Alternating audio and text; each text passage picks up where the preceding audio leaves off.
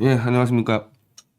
예, 오늘이 그 3월 10일, 박근혜 대통령이 헌법재판소에서 탄핵을 당한 뒤에, 이, 오늘 저희가 뭐 현장에 갔다 왔지만은, 그 당시 헌법재판소에서 이렇게 탄핵이 기각될 줄 알고 모여있던 이 군중들이 그걸 적응을 못 해가지고, 그리고 이제 경찰이 통제를 똑바로 못해서 이 네 분이 돌아가신 그 날이어서요.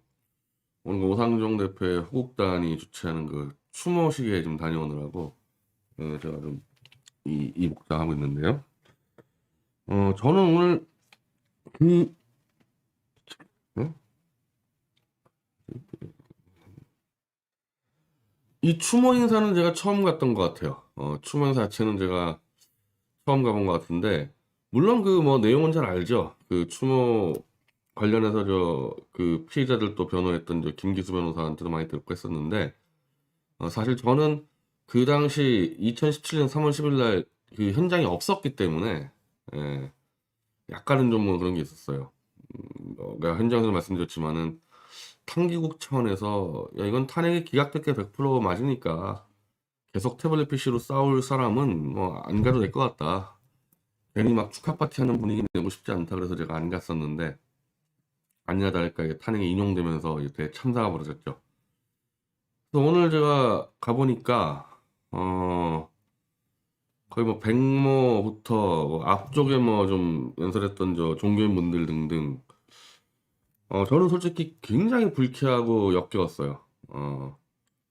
왜냐하면 이 3월 10일에 그 참사로 돌아가신 네 분의 이 고인의 이름이 적혀 있는 그 현수막 아래에서 마이크를 잡았는데 그 탄핵의 주범인 윤석열이 당선된 거를 그렇게 자랑스러워하고 마치 자기들이 해낸 것처럼 윤석열 대통령 만들어 온 것처럼 그냥 저 보수 태극기 변절자들은 막판에 윤석열 밑에 줄 쓴 거밖에 더 있습니까?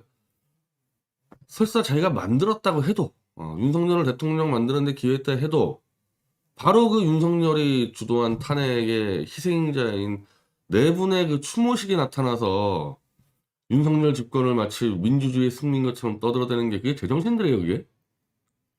저는 사실 그냥 중간에 나가느냐 아니면 내가 현장 무대 가서 마이크 잡고 다 박살내버릴까 둘 중에 고민하다가 아유 차라리 안 보고 살지 안 보고 살지 해가지고 제가 그냥 적당히 말하고 떼었는데 정말 밥맛 떨어지고 역겨워서 참기가 힘들었었습니다. 어떻게 그 말이 나오냐고. 자기가 윤석열의 줄 서서 정권을 잡았다 쳐도 막 신나서 미치겠다 하더라도 그 현장에도 그게 나오더만. 김기수 변호사 말대로 그 30사태 이후에 집회폭력으로 수많은 사람들이 다 구속되고 처벌받았는데 그게 누가 했냐? 그것도 중앙지검장 윤석열이 했어요. 30항쟁에 손상대 사회자 감옥 보내고 뭐 정광종 감옥 보내고 그 수많은 그 처벌한 것도 윤석열이에요 중앙지검장에.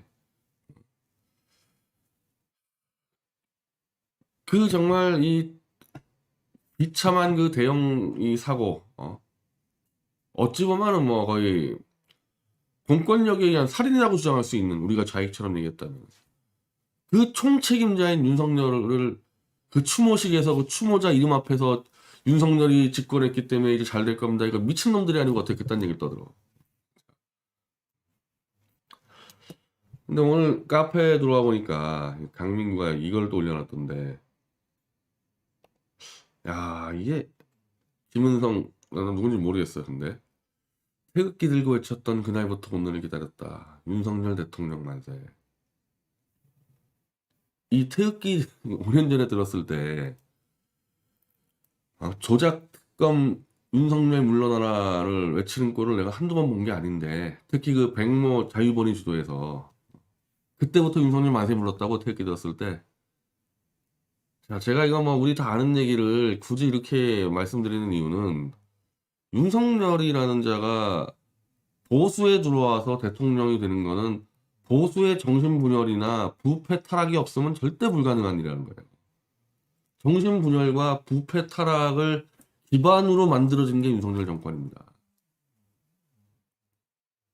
상식적이고 정상적인 사고 회로가 돌아가는 집단에서 절대 있을 수가 없는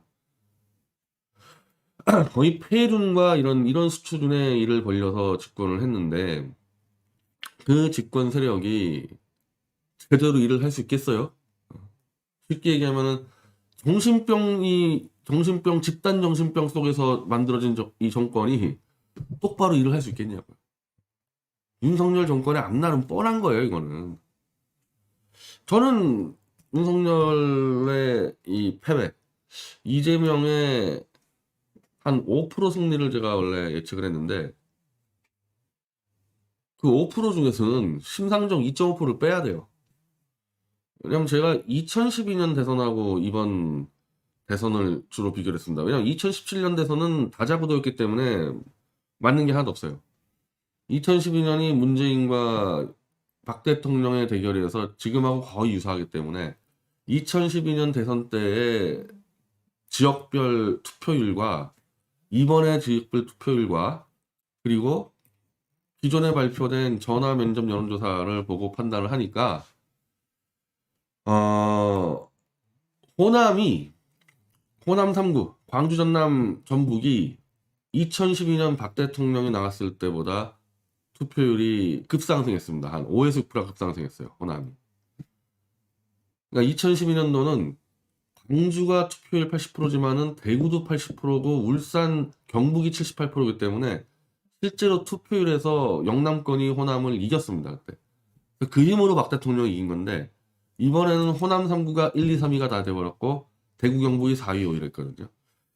그러니까 그런 걸로 봤을 때 박 대통령이 그 당시 2012년 대선 때 문재인의 3.6% 이겼는데 도저히 윤석열의 이 투표 동원력이나 득표율이 박 대통령을 이길 수 있는 곳이 거의 없었기 때문에 한 5% 정도 밀리겠다. 근데 제가 하나 빼먹었던 거는 2012년 대선 때는 이정희가 문재인을 지지하고 빠졌기 때문에 양자구도였는데 여기는 심상정이 남아 있었잖아요. 그러니까 심상정이 2.5%를 가져가 버리니까 그렇게 계산하면은 한 이재명이 한 2에서 2.5% 정도 이기겠다. 이게 제 판단이었습니다. 그럼 거기서 뭐가 가장 저하고 좀 안 맞았냐면은 이 갤럽 조사에서 마지막에 발표한 게 있어요. 그러니까 뭘 예측을 한다 그랬을 때 맞고 안 맞고를 떠나서 무슨 근거로 얘기하는지가 나와야 돼요. 그 유튜브에 자기는 모든 걸 다 맞춘다는 저 황장수 같은 자 보세요.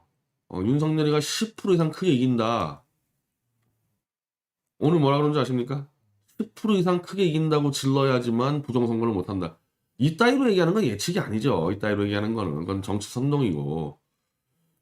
어떠한 뭐 얘기를 하려면은 근거하고 그걸 들고 와가지고 그럼 난 이 근거를 들었는데 달랐어? 그럼 이 근거하고 뭐가 안 맞았는지 그렇게 해야지만 계속 근접하게 맞추는 거예요. 그냥 선무당처럼 지르기 시작하면 다 틀리는 거지. 솔직히 이번에 당락이 아니라 득표율 따지면은 보수에서 제가 가장 근사치로 맞힌 거 아닙니까? 따지면은 뭐 조갑채 300만 표로 이긴다 윤석열이. 심지어 유시민이 1% 차라 그랬을 때 아예 그걸 썸네일로 뽑아가지고 1% 유시민인데 300만 표 조갑제 누가 이기나 보자 이러지 않았습니까? 그럼 조갑제 대표는 무슨 근거로 300만 표 이긴다 이겼냐? 없어요 그냥. 근거 없습니다. 그냥 윤석열이 너무 좋은 거야 자기 입장에서는. 자기 권력 구석이 나눠줄까봐. 황장수 마찬가지고. 즉 윤석열 우상화 사고를 했다는 거예요. 그래서 보수파리들이 죄다 이번에 다 빗나갔는데 이번에 이거 예측하는 거 그렇게 어렵지 않았습니다. 어렵지 않았어요. 맞춘 사람도 많이 있어요. 아니 따지면 좌익들은 다 맞췄지. 따지면 좌익들 다 1% 박빙 그러지 않았습니까? 다 맞췄지. 그게 그냥 때려잡은 게 아니라 이미 KSY에서 발표를 했잖아요. 이번 대선에는 샤이 이재명 현상 때문에 전화 면접과 ALS의 차이가 너무 크다. 그래서 전화 면접에서 샤이 이재명이 잡히기 때문에 투표율이 높으면 높을수록 이재명이 유리하다. 얘기하지 않았습니까? 지금 투표율이 아마 76 나왔나요? 윤석열 쪽에서 오히려 뭐 투표율 비단이다 그랬는데 그게 아니에요. 투표율이 80, 81 넘어갔으면 이재명이 이겼어요. 오히려. 투표율이 76, 7 정도에서 멈췄기 때문에 윤석열이 이긴 거고, 그 전화면접 조사에서는 대부분 갤럽이든 KSY든 윤석열과 이재명이 1, 2% 박빙으로 나왔다고요. 전화면접 조사에서는. 그럼 ARS는 빼버리고 전화면접 조사만 가지고 잘 따져봐도 300만 표라는 건 미친 소리는 안 하죠, 절대. 근데 저는 거기서 이재명 쪽이 이긴다고 본 거는 이 지역별 투표율, 지역별 투표율을 하고 그 2012년도 대선 때 봤을 때 박 대통령이 문재인 이길 때보다는 지역별 투표율이 훨씬 이재명이 유리하게 나왔다. 그거 가지고 잡았는데 득표율에서 설마 대구 경북에서 윤석열이가 73, 75 나올 줄은 전혀 예측 못했습니다. 그럼 갤럽이 마지막 발표할 때 아까 말씀드린 대로 박 대통령이 TK에서 80%, 이명박이 70%, 윤석열은 65 이상 올라가기 힘들다. 그동안의 여론조사 봤을 때 윤석열의 지지를 봤을 때 65% 이상 가기 힘들다. 이제 이런 예측을 했는데 실제 73, 75 나왔는데 대구 경북에서만큼은 샤이 윤석열이 존재했었구나. 저는 아까 이 작자처럼 태극기 들고 외쳤 때부터 나는 윤석열 대통령 원했다. 이런 정신병자들처럼 하도 파렴치하게 윤석열 만세 불러대기 때문에 샤이 윤석열 현상은 거의 없을 거라고 봤는데 대구 경북에서 샤이 윤석열이 있었던 거죠. 그러니까 여론조사에서는 65% 이상 절대 나올 수가 없는데 숨어 있다가 이 군중 심리에 휘둘러서 혹은 이 문재인 정권 심판해야 되지 않냐 여기에 휘둘려가지고 조용히 투표하고 온 샤이 윤석열 존재가 조금 있었던 거예요. 대구 경북에서. 물론 샤이의 존재는 이재명이 훨씬 많았기 때문에 ARS에서 나왔던 뭐 10몇 프로 지지율을 한 번에 따라잡은 거죠. 그러니까 샤이 이재명 존재가 한 10% 있었다면은 샤이 윤석열 존재가 한 2% 있었다는 거예요. 이 TK에. 그래서 그 TK 2% 차로 이겼다고 보는 거죠. 계산해 보면은 윤석열이 TK에서 65% 나왔으면 못 이기는 거거든. 자, 근데 그렇다고 그러면은 이런 TK 이 대구 경북 이 쓰레기 같은 놈들아 이렇게 얘기할 수 있냐? 어떻게 니네들이 변절할 수 있냐? 제가 뭐 마지막 유사할 때는 뭐 대구 경북을 욕했다기보단 김대중을 누명 씌워서 45년형을 구형한 검사가 목포나 광주에 출마해서 돌아다니면은 그거 어떻게 되겠냐? 길거리에서 돌 맞아 죽는다. 그거 다 공감할 거예요, 아마 대구 경북 사람들도. 근데 어떻게 윤석열이 대구 경북을 상징하는 박근혜 대통령을 누명 씌워 감옥 집어넣은 윤석열이 TK에서 73%, 75% 이명박보다 더 많이 얻을 수 있냐? 이걸 이 대구 경북 이 쓰레기들아 이렇게 얘기되기 쉬운데 오늘 제가 이 조원진 이 우공당 무리들 오늘 해단식 하는 거 보니까 태극기 부대 이른바 탄핵 무효 세력이 과연 대구 경북에서 탄핵의 진실에 대해서 이 대구 경북 주민들에게 얼마나 효과적으로 알리고 운동을 했냐. 한 게 없잖아요. 한 게 없잖아요. 자, 우리가 데모했을 때 조원진이 서울역 돌아가지고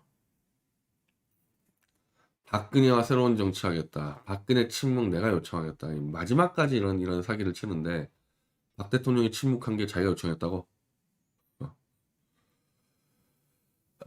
결국 TK에서 탄핵 주범이 73%, 75%를 얻었다는 얘기는 태극기 운동 세력이 그럼 그동안 5년 동안 뭐 했냐 이거예요. 뭐 했냐.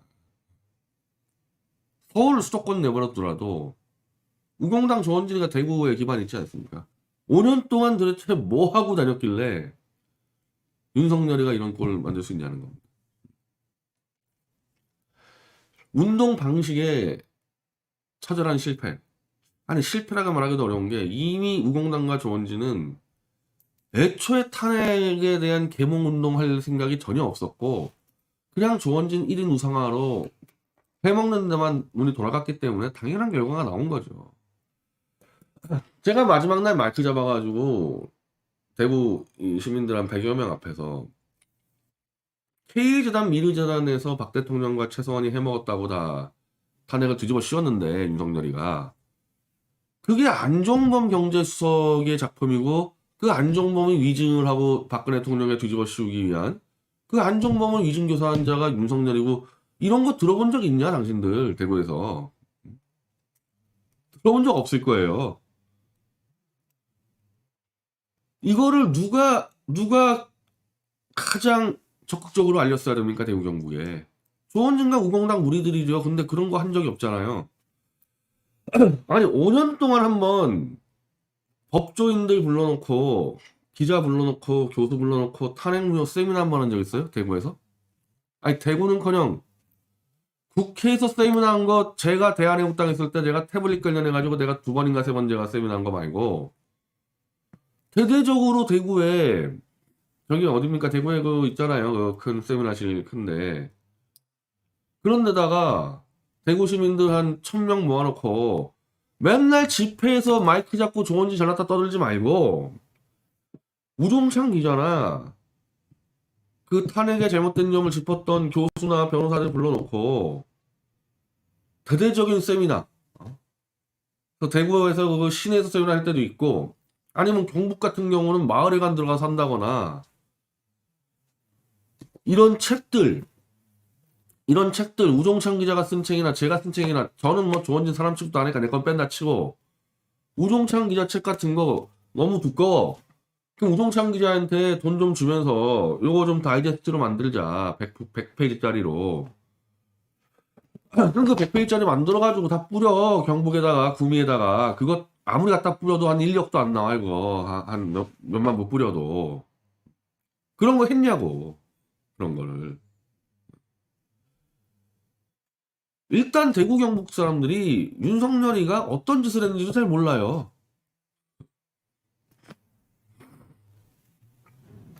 그리고 박 대통령이 얼마나 억울한지 잘 몰라. 그냥 아이 돈을 안 받았겠지. 근데 뭐 최선희가 좀 해먹는 거 놔뒀겠지. 이런 정도잖아요.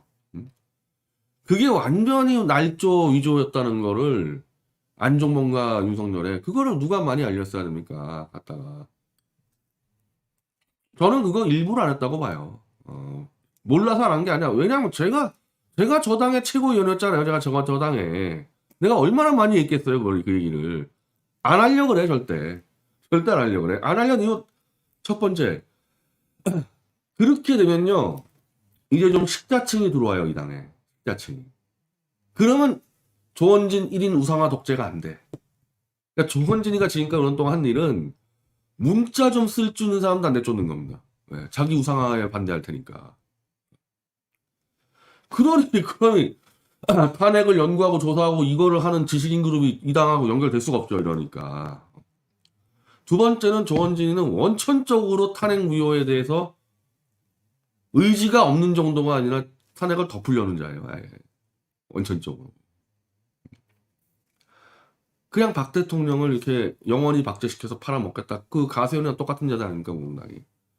그런 식으로 5년 동안 했으니 대구 경북 사람들이 뭘 아냐고요. 뭘 알아. 그거 뭐 조중동이 뭐 알려줍니까? 누가 알아줘요? 그럼 유튜브가 알려줍니까? 유튜버는 다 윤석열에 줄 섰는데. 이 사태, TK에서의 73% 75% 문제는 태극기 세력 조원진 우공당 넓게 보면 국본까지 포함되면 뭐 국본은 근데 뭐 주로 수도권에 있었으니까 조원진 우공당이죠. 뭐 책임 물으려면 이거. 그리고 본인은 지난 대선 때 4만 2천 표 얻었는데 2만 5천 표. 지난 대선에 4만 2천 명이 찍었는데 그 중에 1만 7천 명이 빠지는 겁니다. 다 실체를 아는 거지. 아, 저 우공당 저것들 박 대통령 팔이구나. 탄핵무효 아무 의지 없구나. 근데도 오늘 또 회의하는 거 보니까 또 해먹으려고 그래. 근데도 박근혜 팔면서.